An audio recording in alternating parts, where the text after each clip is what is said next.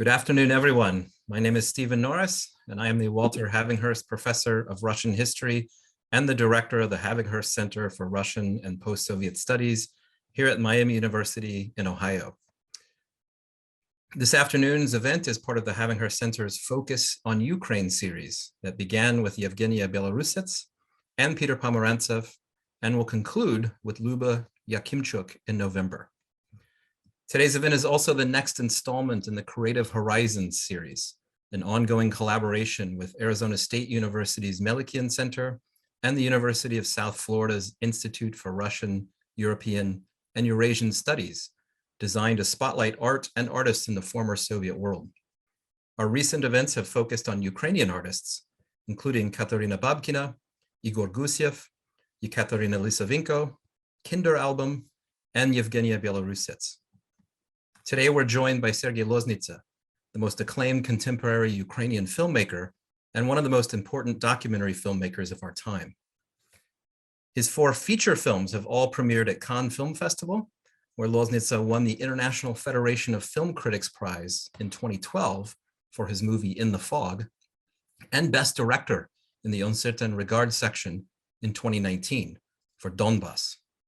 His recent documentary films, he's made over about 24 now, have also premiered at Cannes, Venice, and the Berlin Film Festivals. Babi Yar Context debuted last year at Cannes and received the Golden Eye Award for Best Documentary in one section. This year, The Natural History of Destruction premiered at Cannes and was again nominated for the Golden Eye. My class, History 252, History at the Movies, is attending today. And as they know well, a Sergei Loznitsa documentary film asks you, the viewer, to pay attention and to immerse yourself in the on-screen scenes. Known for their lack of narration, Loznitsa's documentaries, often using archival footage or long shots, ask the viewer to enter, to experience an atmosphere, and to understand what it all means on their own. Sergei, welcome. Thank you for joining us today. Hello, good evening or morning, everyone. Thank you for inviting me. So let me ask you about your 2 most recent documentary films. Both are about World War II, with Babi Yar Context about the massacre of Ukrainian Jews in 1941 by the Nazi Einsatzgruppen, the Wehrmacht, and local collaborators. And the second, The Natural History of Destruction, covers the Allied bombings of Germany at the end of the war. So the question is, what connections are you seeking to draw between these two that is drawing you to World War II? And what drew you to these subjects in the first place, especially at this particular moment? So what do you mean this particular moment? The war on Ukraine.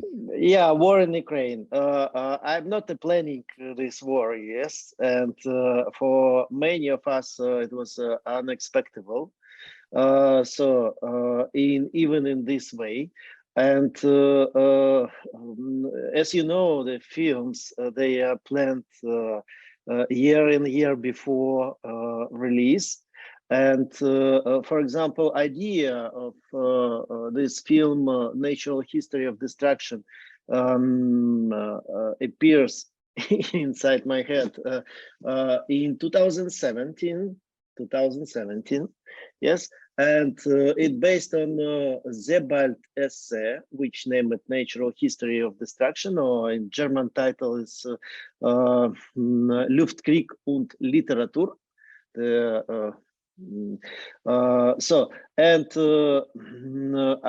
We collect money for this film during 3 or 4 years. 4 years, because you know some organization they is saying that everything is it's clear, it's understandable, this topic is understandable. I mean, the bombing of German cities during Second World War, not only German but bombing industry as a phenomenon, and it's absolutely done. Nothing discussed about. And etc., etc. As we see now, it's not clear, it's not done, it's not solved. This question is not solved. So and this tool exists, and different countries using this tool, like Russia against Ukraine right now, Yes, they're using this tool like bombing, complete, destroyed cities with citizen and etc. Since the moment when Dresden or other cities was completely bombed, like, okay, I didn't care, didn't take this beginning of bombing, like in 1941 and 42, it was reasonable, but Dresden, it was a crime. It's a military crime, finally. So, and it means that it is important just to observe this topic and raise this topic and talking about that. This is why I just thinking that it's important for Sebald, for me also important to come back to that, our relation to that history moment. And Babi Yar context also, we started work in 2020, and it was when COVID and epidemic started, and I planned in that time to shoot feature film Babi Yar. And of course, I cannot do it. Like, I can't do it right now. We plan already a shoot in 2022 in Ukraine to shoot feature film Babi Yar. It's unfortunately, it's impossible. So, and I received a proposition from Babi Yar Memorial Center to make something like installation or film, probably, based on the footage which exists or which I will find probably. And I start work, and I work on this film 1.5 years. Yeah, and we made a very, very serious and big research everywhere where it possible, and I find some unique footage, find recognized and described, and historians describe this footage, which connect to the Holocaust in Ukraine, it's a Soviet Ukraine, let's say, in this from 1941 till 1944, so 43, and I made this film. I think it's a very important also topic for just to discuss, talking about that, because it's you can imagine it's a very painful topic.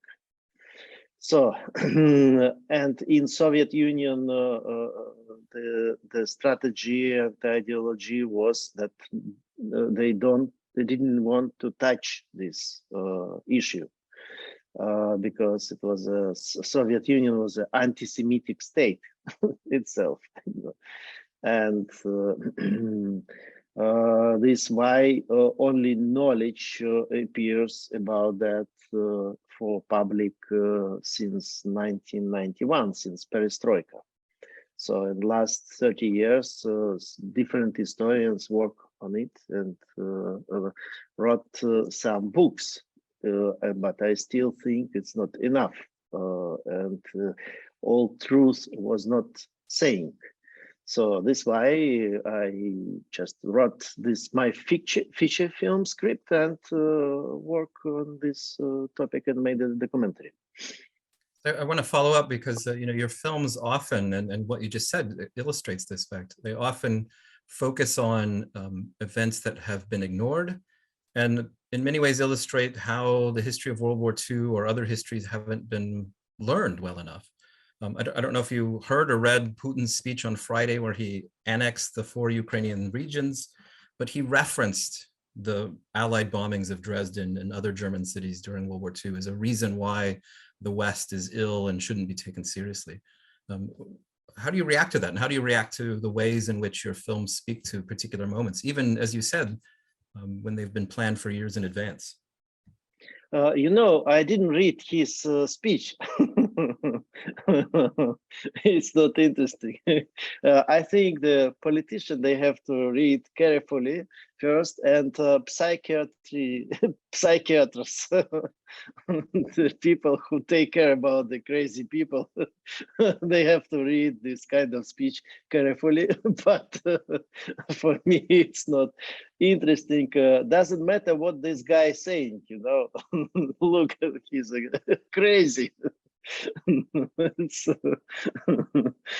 It's, it is more, you know, we have this very good writer, Gogol, Nikolai Gogol. This Putin is many years already as a personage of this, some of his play, or some of his novel. You know, for me, it's I didn't take seriously what he's saying, because yes, they can use, of course, they can use some historical events for proving some crazy ideas. But okay, if he using these historical events, it's not means that it not happened, and it not means that we have to discuss with him, because the ideas is crazy. Because they always made this kind of mistake. They are talking about recent time with the words and with the context from the time of Second World War. But come on, Ukraine during Second World War and Ukraine now, it's two different Ukraines. Ukraine and two different countries and different people. It's 80 years ago, you know, it happened 80 years ago. This is one of the big mistake which they did, or maybe they do it for special purpose, but we don't have to make this mistake. We have to talk about situation in like 1941 as it happened in 1941, you know, and also about situation which is right now, is right now. And I can't say that this is you know, such a strong influence in Ukraine, like from this kind of organization of, like organization of Ukraine nationalists. I can't say that, you know, even where you can find this fascist in Ukraine. This is like the crazy text from crazy people, but they create this kind of text and they just repeat a lot, and they are now slaves of this you know, texts. And all things which happen there, even I don't know, this some celebration well, when they a few days ago add to Russia some strange territory, which is not territory. I don't know. I didn't understand, but you can see the faces of all these people. This is a personage. It's not a serious people. They are from, I don't know, from Muppet Show. It's a personage. I ready to invite all of them to my films. I make films about zombie, and sometimes No, they look like zombie. You know, they are not it's not a personality. It is a kind of, you can read everything. It's an open book. For me, you can read what they want, what they're afraid, and all these people. So I don't think that we have to take care seriously about and discuss, even discuss. Don't discuss with them. They are crazy. No, you have to say, okay, we agree, and find the way how to, you know, find the place for them. Just protect protect the other world from this kind of things. But you know, the media work in opposite way. They distribute all this, and they just make a lot of distribute fear and etc. etc. Look, Ukraine army show that we don't have to fear this, don't have to afraid Russian army. It is at the moment, this is zero, zero. It's just advertising, nothing more, So, and I think we have to think in all this direction about Russia in the same way. That, don't have a fear. And don't listen these idiotic things. Yeah, I guess I made the mistake of reading the speech right at the same day that you very kindly sent me the link to watch The Natural History of Destruction, and it was so odd to see the subject of the natural history of destruction being referenced in Putin's speech. I want to ask then about 3 films that you are making or have declared that you're going to make. The first is a project you're working on relating to war crimes committed by Russia in Ukraine. So I think all of us would like to hear more about this film and whether it will represent something of a departure for you in terms of your preferred style of no narration.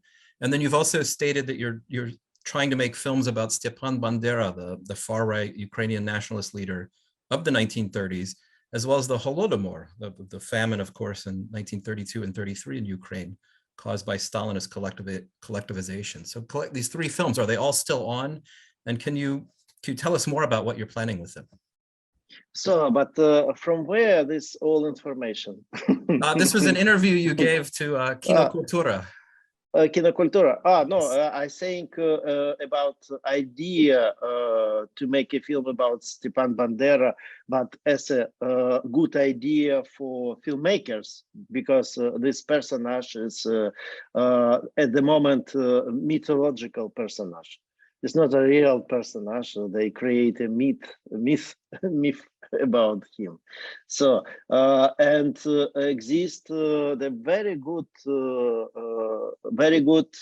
biography of this guy, which published in Ukraine also, and yeah, it's Grzegorz Rossaliński.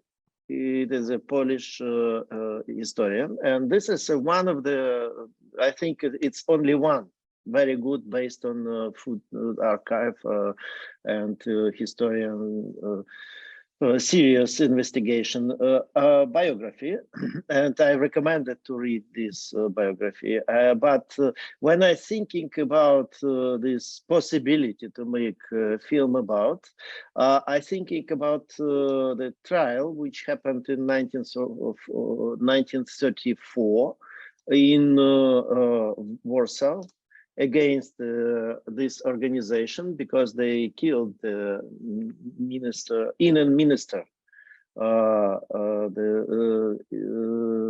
Polish minister, and they were catched all and sued, and this trial accused them in few killings, not only Polish people, but Ukrainian people. And this is a very interesting moment.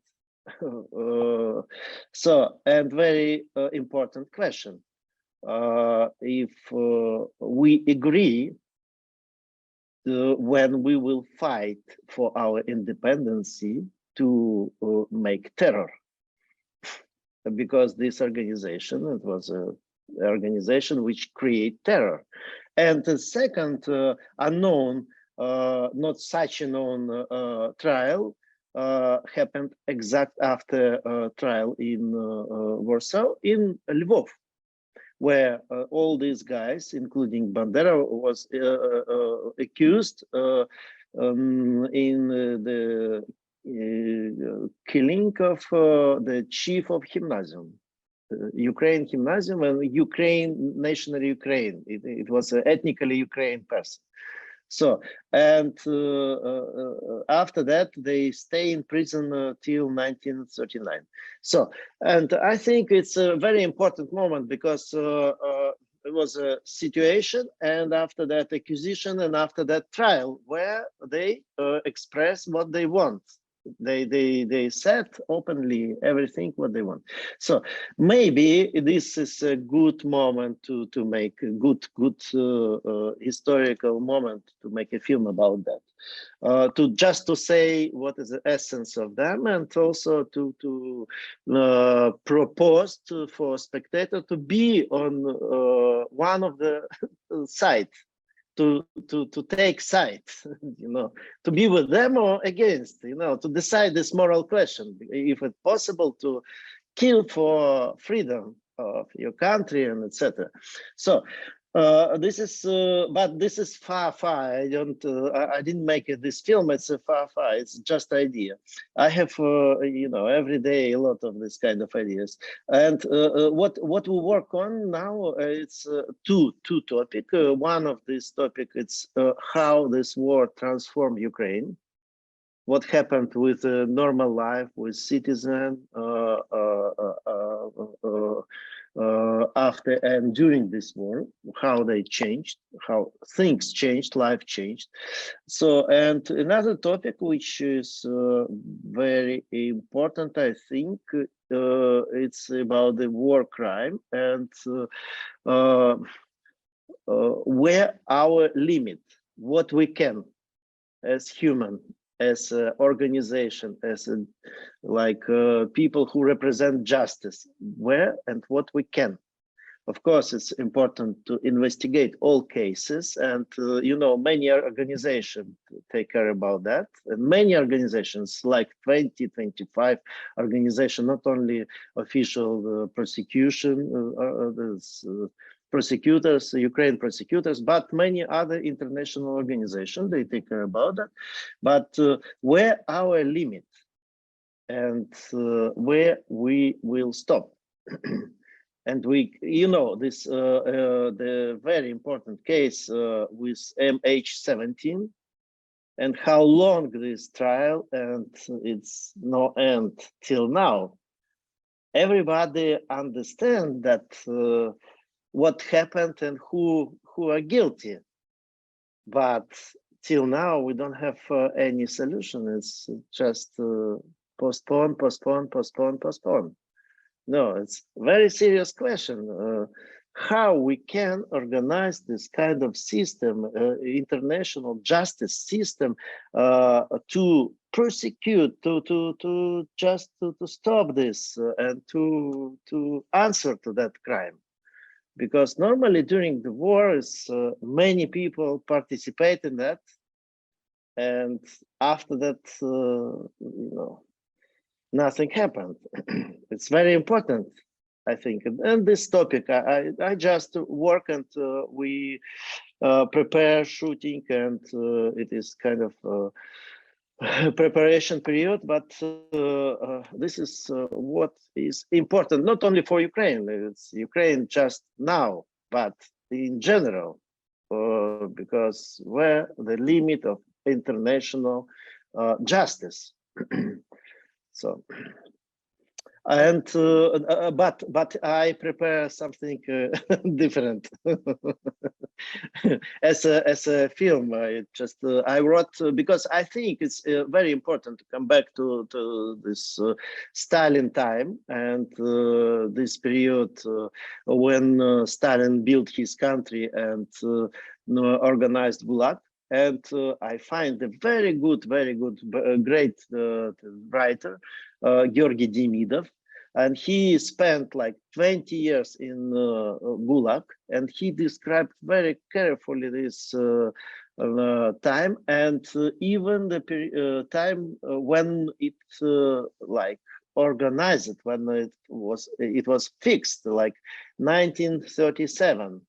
This is a peak of this organization, and he wrote 3 novels about 1937.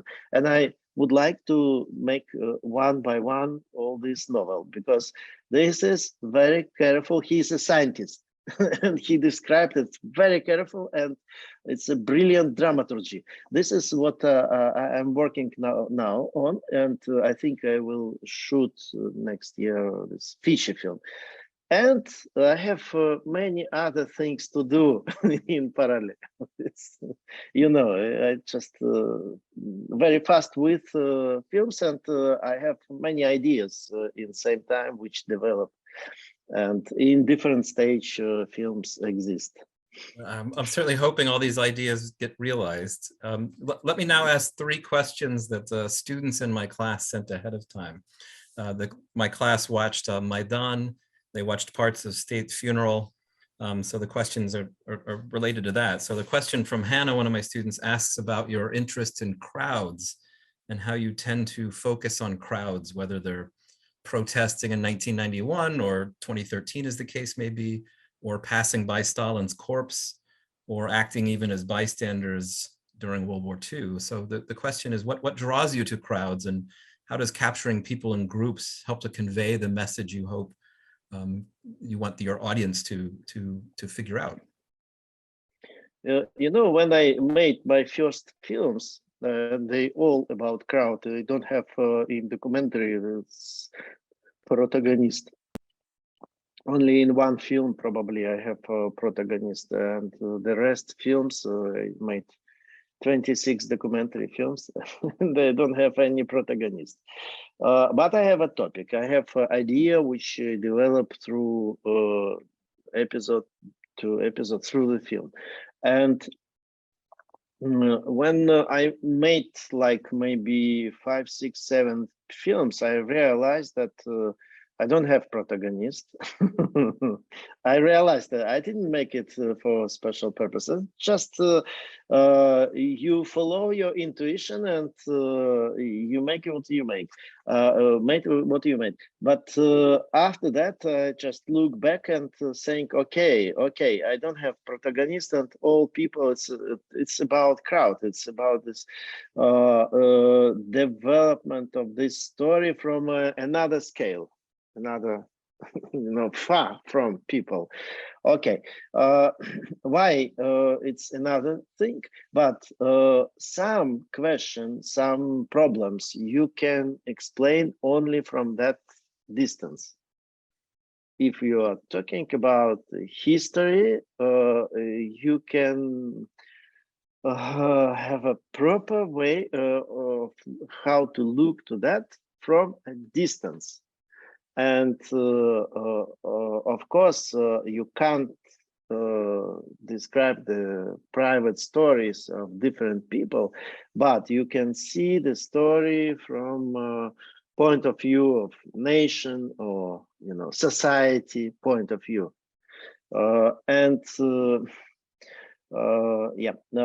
This why I just follow to do that, and I don't know, I find a different way how to organize structure, dramaturgy for each film. They are different, and develop this area, because this area was not developed at all. I can remember first film where is no protagonist. First, which I remember, it's a film Strike by Eisenstein. It is some protagonist, but he loses them in the middle of the film.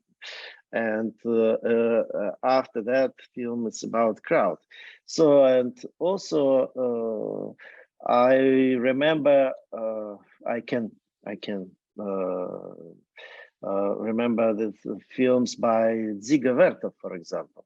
So we have this kind of tradition in Russian cinema, where, you know, some films like Enthusiasm, Lullaby, or all his films, it's on such a scale. It's about, in general, not a planet, but country, country and topic, idea. And for example, film The State Funeral, I made like another point in opposition of Dziga Vertov Lullaby film. In his Lullaby film, in his film Lullaby, Stalin also is in center of composition, and State Funeral is about funeral of Stalin. And in his film he lived, in my film he is dead from the beginning, you know. it's difficult to make a film when your protagonist died in the first shot. It's already dead body. But what is important, because even with dead body, he is attractive point for all country, and country turning about him, as in Dziga Vertov film. Also, all country, he show country which are turning about this totemic figure. Stalin realized, you know the story, when the film was released, it's like few days in cinema, and after that release was cancelled, because Stalin watched film and understand everything. Because Dziga Vertov described whole idea of that country. And what I did with all this footage about Stalin's funeral, I made a film about how this country collapsed with his death. This is what about. But I can't tell the story from you know, the interview or stories of some heroes. It's not enough. It's just, if you have 5 heroes, you have 5 stories of 5 heroes. But if you see the crowd which move, which cry, staying in all these meetings and singing all this, so you understand something about this country. So yeah, for example, Maidan also same story. 2 reasons was when we came. I don't have. I was it started in 30 November 30, and I was there 14 December, 2 weeks late. And where Maidan already settled, already it exists. And I don't have any idea what I want to do. It's just a very interesting phenomenon. It's phenomenon for me, where different kind of people all together united, and they have a same idea. And this kind of people from different strata, you know, it's kind of intellectual people and people uneducated, but you can meet all of them in one place, and they have something to talk about, which is not usual. Yes. And they feel very good in this moment, and they dream about new country. It's kind of utopia. It's utopia, because for all of them, and for me also, was clear that this president is just stupid guy who didn't understand that his time is over. You have to realize that, but he need time. We wait a little bit, like few months, and after that, maybe if he just so stupid, we will fight. But as a kind people in Ukraine, we give him chance. Yes, it was like this kind of relation. This small town inside city, Kiev, small town, like it was protected by barricade, but inside a small town where people live, eat, love each other, I don't know, sing, study, and protect this territory time from time, and have a pray, which very important. It's all religion was there. I can't imagine, I can't remember a moment when all representative from all religion which exist in Ukraine, like, I don't know, different kind of confession, Christian confession, and also Muslim and Judaism. They all pray together. Can you imagine? Can you imagine? This is a unique moment, and it is in my film this moment also. And they explain people why we're staying here and what we want. We want a peaceful changing, and these guys, they have to realize that they are, you know, on the wrong direction, and they have to remove from that place, and that's all. Finally, what we did, we just shoot everything everything. I just put camera, and I decide, okay, I will not move camera. Just camera will stay, and I make a composition where I have first plan, second plan, and far away. Something must happen there, and I just shoot with the long takes, because I would like to just if I add very fast, the Russian propaganda can say this is a propagandistic film for Maidan. You just edit and you cut out all this element which you don't want to show us. And this why I just decide, okay, it's a long take. Look what happened. It's not the editing at all. So, and each episode, each place I described like from different angle, and I have this place, that place, what it is, the meaning of that place. And we have all footage, like first hour of this film. We shot during 2 weeks in December.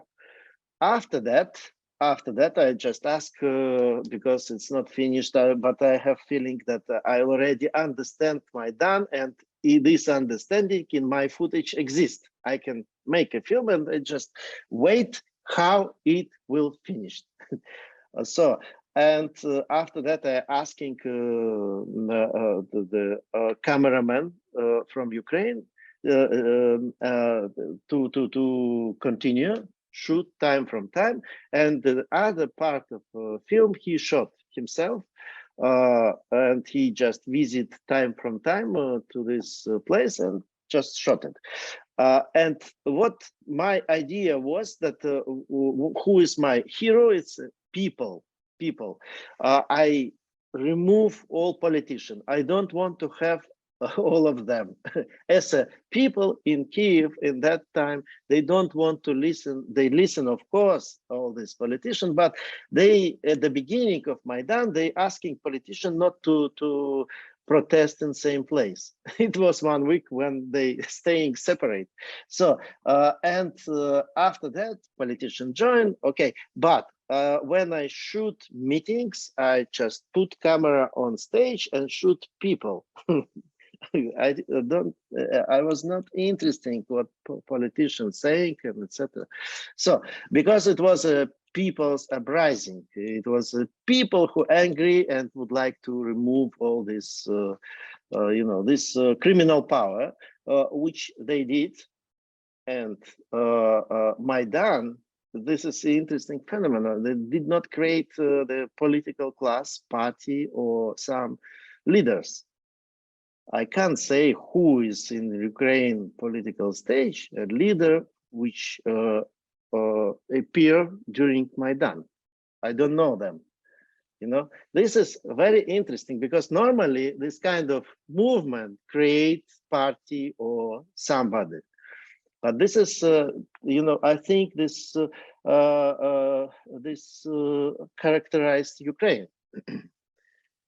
The effect is quite good, of course, because you hear politicians in the background, but what you see on screen are people going about their business and taking care of what they need to take care of. It is sort of the backdrop. I did have 2 questions from students, Peyton and Christian, that also wanted to follow up in a way about Maidan, and that's to ask how difficult was it to film events such as Maidan for you and your cameraman? Were you at risk at any time? And did you receive any backlash on the ground? I mean, people being filmed or not wanting to be filmed?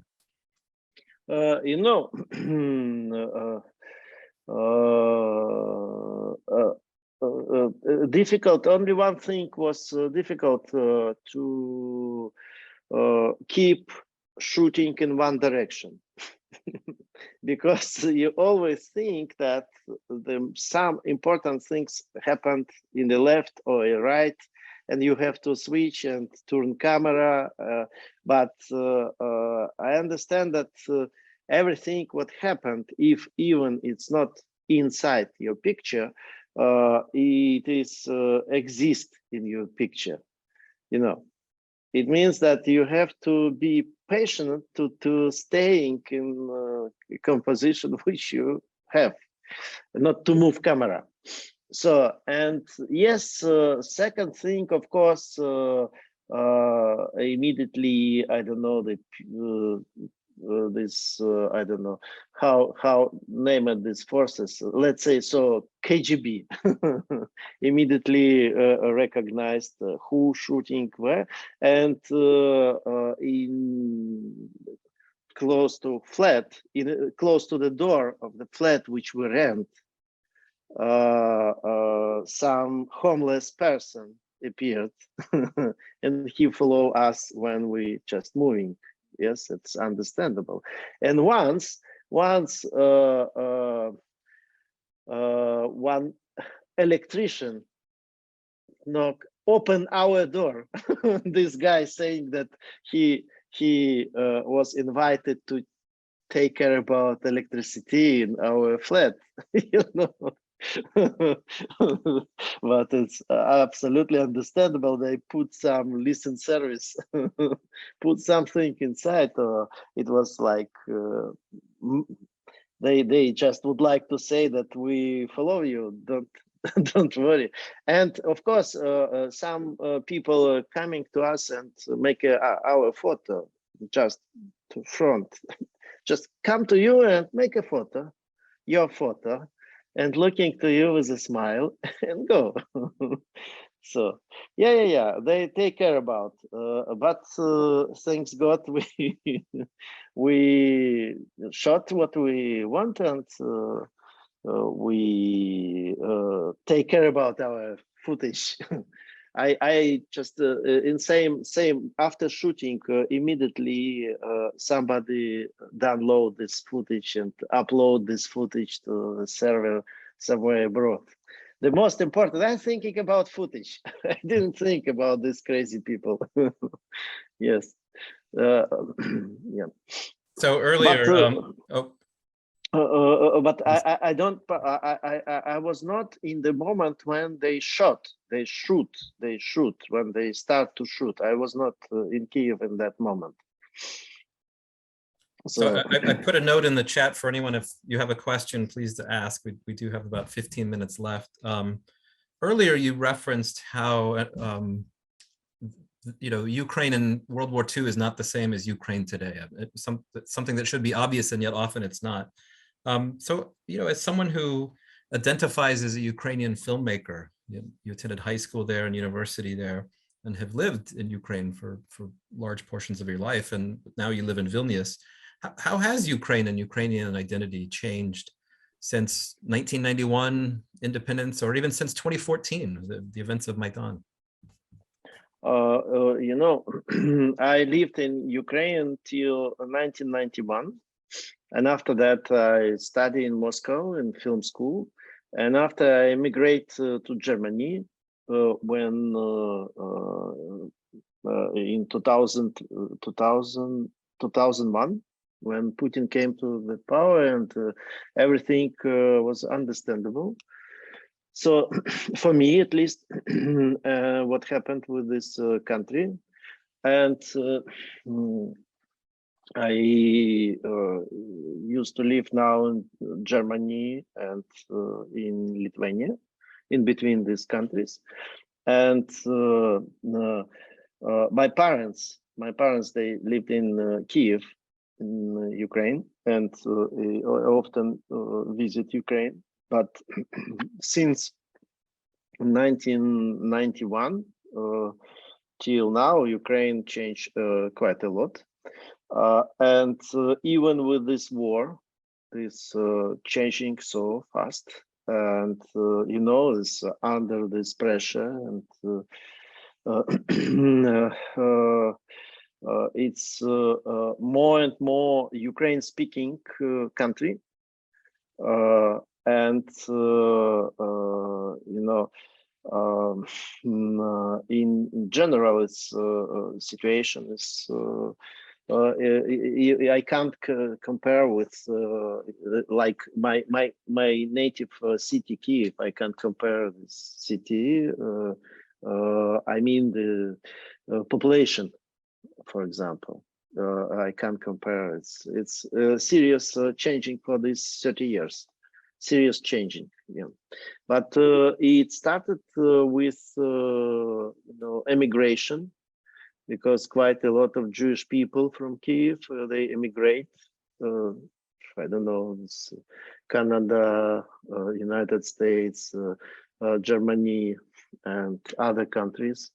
And once it was a problem in opera theater, because they don't have people who can play in orchestra.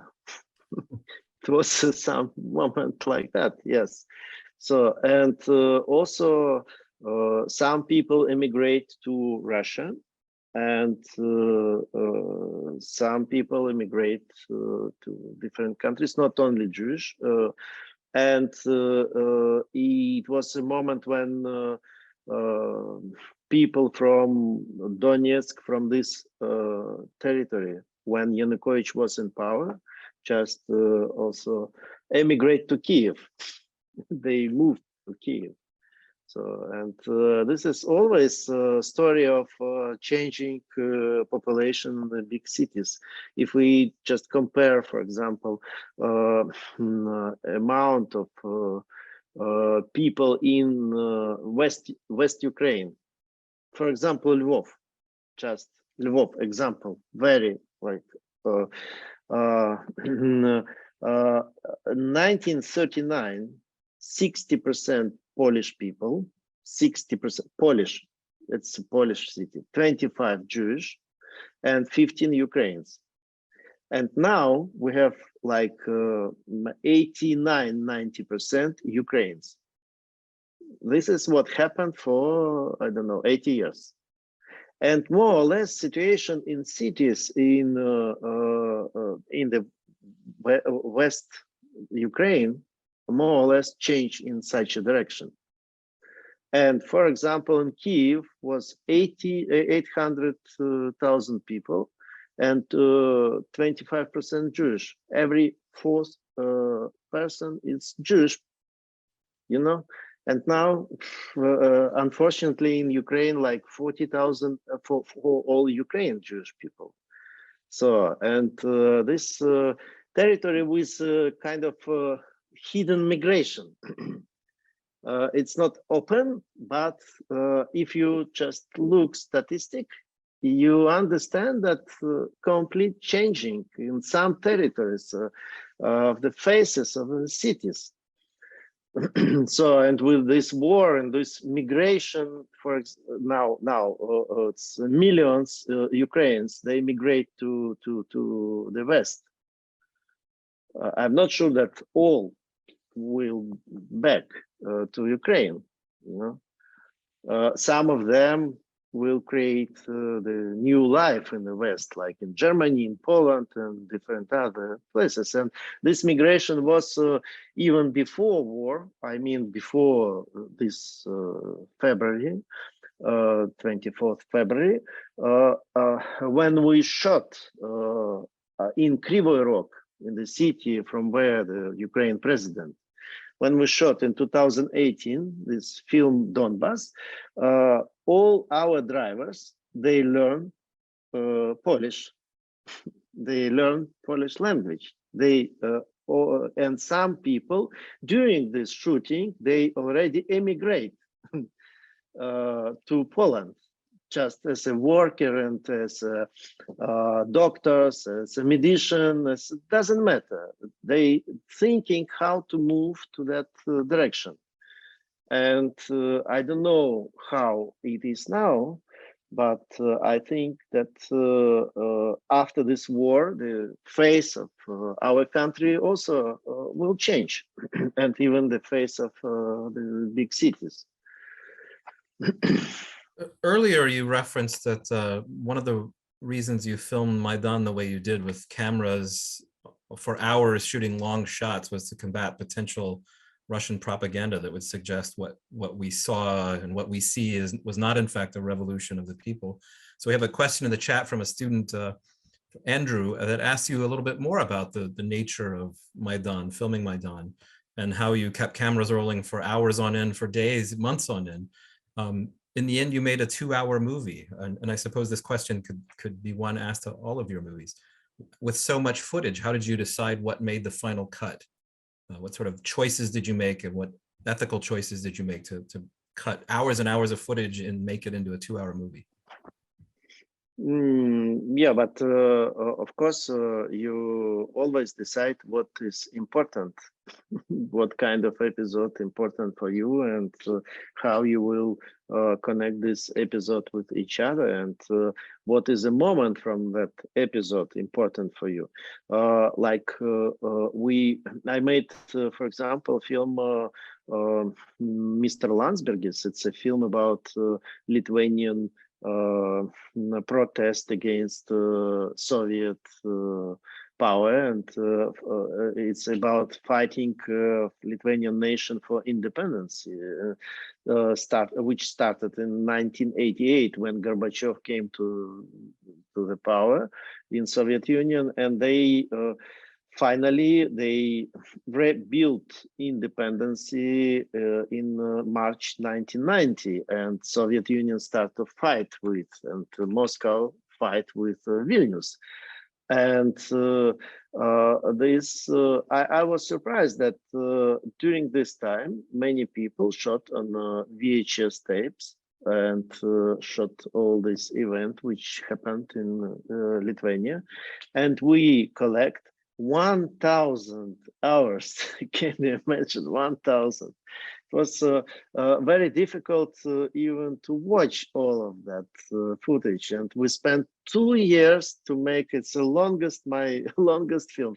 2 years make this film, and also, of course, you have to choose between similar event. What is most important, and I made film 4 hours. It was before 6, but you can imagine who can watch maybe serial, but not as a film. But less than 4 hours, I can't find the way how to include all important moments, because it was a lot of moments. Like in Maidan also, a lot of different moments, but you have to choose what is important for film. And what kind of dramaturgy you would like to build, and what kind of moment you would like to just include. So, and all this practical question decided in editing room during editing. It's, you know, I think in general abstract things, but if to talk concrete, we have to just observe film and talking about concrete moment, and I can say what I have in that moment, what other footage was there, and why I choose this one. So let me ask one more question, and since our time is almost up, and that's just to return to the war and what's going on, and ask you how do you follow events now going on in Ukraine, and given how close you are to these events, what do you see happening? Are we going to see a long war of attrition, or the recent developments, including this morning's more territories retaken by Ukrainian forces on the battlefield? Will these prove to be decisive turning points in the near future? No, you know. It's very difficult to be a Cassandra for this war, and even in our time, when information and change everything and very fast, you know, information appears and very fast. We just have war online, and it also influenced to us and to the actors, to the all side of this war. And this information is a part of this war also. And if we will talk about what Russians want, and when and where they stop, I can say that they, as they exist, I mean the Russian authorities, like Russian president, they never stop and they will move to the west. And Ukraine, it's just a country on this direction, first country, because I think they occupied Belarus. Belarus in their pocket already, and Ukraine is a country on that direction, and they will fight till the end of themselves, till the end of Russia. So is it possible to change power from inside, from Russia? I can't see that this possibility. It can be like when they realize that they don't have enough forces, they can make this kind of fake perestroika, like remove this guy and put the more, let's say, democratic guy like Gorbachev. Let's say he was honest communist. It was never Democrat or liberal, never. It was just he act his role and his position. And they will collect forces and cheat the other world, and after that again they come back to Ukraine. It's not a way how to solve this problem, and only one way, it's destruction of that country. But destruction of that country, I mean Russia, it is like when country collapse on different kind of territory. It is another big headache for all the world, because it started, I'm afraid that it started the civil war in between different territories. So, and I don't know what kind of solution will be, or it can be like a very unexpected way. Nobody expect that they will use something very dangerous, I mean the nuclear stuff. So and this is I don't know, I think that politicians, they prepare very well for that, and army people, they have to prepare very well for that, because we can expect for these guys any crazy things, and in that case it can be solved very fast. It is also very bad. It's very bad. I don't see the good solution, and it's not an end of war when Ukraine army like clear territory from Russian troops. It can be, now we can see it can be, but it's not the end, because they will try to make the damage in Ukraine. It means that they have to move further, but Russia, you can imagine, is big, and what happens after, it's unpredictable things. I too, yes, fear the unpredictable, and fear that the war will be around for too long. Don't afraid. I think that somebody take care about us. Also, we have to take care about ourselves, but somebody take care about us. Yeah. Well, we'll hope like so. Forces, some forces. God, let's say God. We can hope. Sergei Loznitsa, yes, thank you so much for joining us today. I really appreciate your time. Thank you very much. Yes, thank you. And Slava Ukraini. Slava Герой. Thank you. Okay. Bye-bye. Thank you.